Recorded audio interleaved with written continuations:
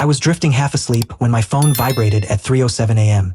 Her name flared across the screen like a distress beacon. I answered, expecting fear, maybe danger.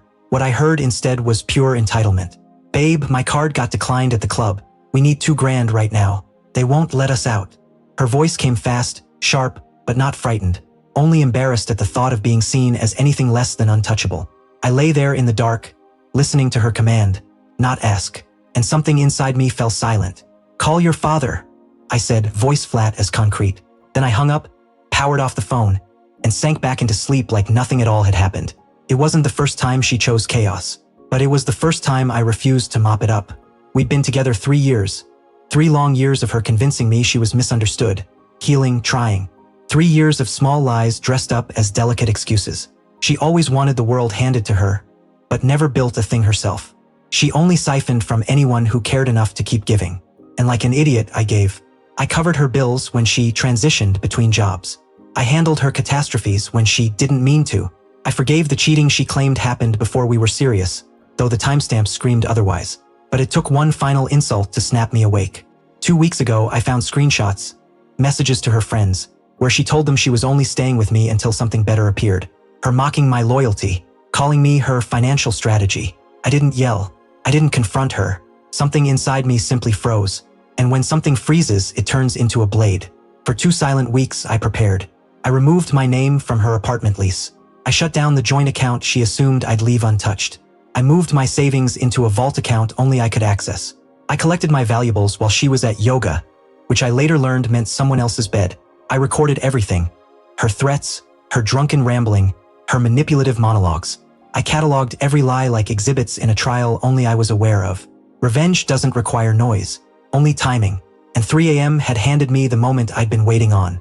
When I powered my phone back on at 9:12, I had 7 missed calls from her and 1 unknown number.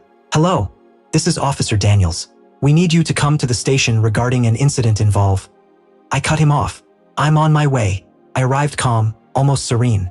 She sat in a holding cell wearing smeared makeup and a jacket that wasn't hers.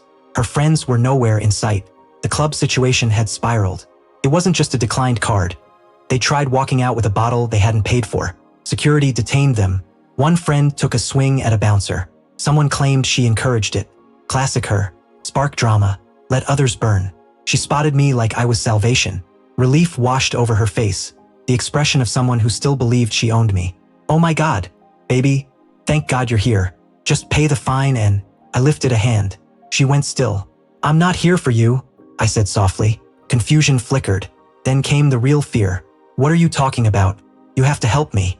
I slid a folder across the counter. Everything I'd compiled, screenshots, bank statements, her own words printed in black and white. She stared, mouth trembling open. "I took my name off your lease. The joint account is shut down. The credit card you used last night is canceled. You're on your own." Her eyes widened, glossy with desperation. For the first time in our entire relationship, she looked genuinely powerless. "You can't do this to me," she whispered. I leaned in just close enough for the final cut. "I already did." She reached through the bars. I stepped back. The officer asked if I intended to post her bail. "No," I said. "She can call her father." The same line I gave her at 3 a.m., the one she ignored because she truly believed I'd always show up. Not anymore. Walking out of that station felt like stepping out of a burning building.